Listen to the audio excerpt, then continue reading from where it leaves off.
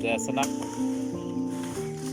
ඔන්න අද අපි අලුත්ම විදියට පුරුදු කප්පාදුව සිද්ධ කරන අලුත් ඉදමක වැඩ ආරම්භ කරා. මලින් බර වෙච්ච දළු ආපු සැලුම් අඩු කාලයක අපිට මේ කප්පාදුව සිද්ධ කරන්න ඕනේ. ඉතින් වැඩ නවත්තන්න බෑ. මිනිස්සු වැඩ කරන්න ඕනේ, ෆැක්ටරි දුවන්න ඕනේ, රටන ඩොලර් ගේන්න ඕනේ. මේ කාරණා සියල්ල එක්ක අපිට කර්මාන්තය නවත්තන්න බැරි තැනක තියෙන්නේ. ඉතින් අපි දිගටම වැඩ කරනවා. අපි පටන් ගත්ත දවසේ ඉඳලා තාමත් අකණ්ඩව ෆැක්ටරි වහන්නේ නැතුව වැඩ නැතුව අපි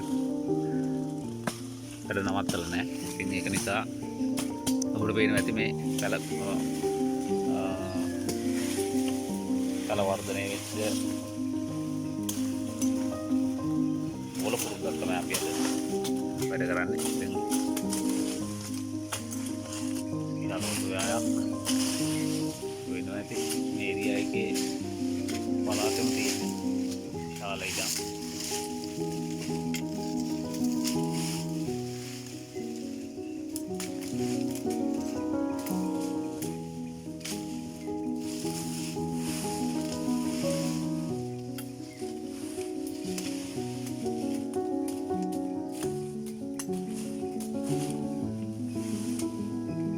පළවෙනි පාරට තමයි මේ ඉඩමේ අස්සන්න ලබා ගන්න.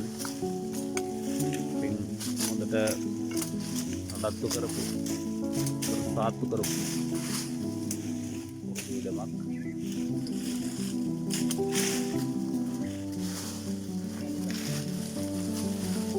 ඉතින් ඊළඟ මාස 6ට කොටස් කරන්න ගන්න පුළුවන් පුරුදු ටික.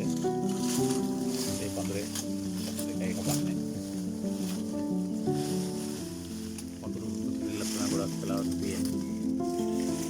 අස්සන්න අඩු වුණත් මේ වෙලාවේ ගෝල පුරුදු තමයි තලන්න පුළුවන්. කොහොමවත් තලන්න බෑ තමල් දළු නිසා. ගෝල පුරුද්දක් පොතු ඝන වීම නිසා වැඩ අඩුවෙන් වැටුණත් සාමාන්‍යයෙන් අපිට පොතු අස්සන්න ටිකක් වැඩියෙන් ලබා ගන්න පුළුවන් ගෝල පුරුදු වල. මේ නිසා තමයි අද මලින් බර ගෝල පුරුද්දක වැඩ පටන් ගන්න තීරණය කරේ. සාමාන්‍ය වැඩුණු කුරුන්දකට වඩා පොතු ඝනකමෙන් වැඩි.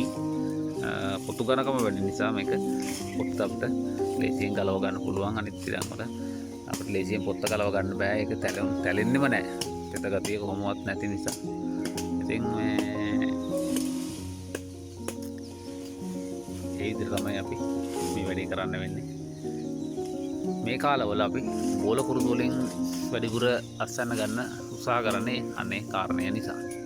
ඉතින් බලන්න මේකයි මේ තියෙන ගොබුළු මට්ටමට මෙන්න මේ මල පිපිලා මෙන්න මේ ගෙඩිය මෙන්න මේ ගානටවත් ඇවිල්ලා තියෙනවා. ගොඩක් වෙලාවට තැලෙනවා. ඉතින් මේකේ තියෙන 80ම මල් තියෙන කාලේට කොහොමවත් කුරුදු තැලීම සිද්ධ කරන්නේ නැහැ. ඒක තැලුන් නැති නිසා වෙන හේතුවක් නිසා නෙමෙයි. මේක ඉඩම් හිමියට අලාභයක් නැහැ. වැඩ කරන මිනිස්සුන්ට ගොඩක් අවාසි සහගතයි. ඉතින් වැඩ වැටෙන්නේ නැහැ. තමන්ගේ ආදායම ගොඩක් අඩුවෙන් යන්නේ. අපි තවත් වීඩියෝ එකකින් හම්බෙමු. ස්ටරේ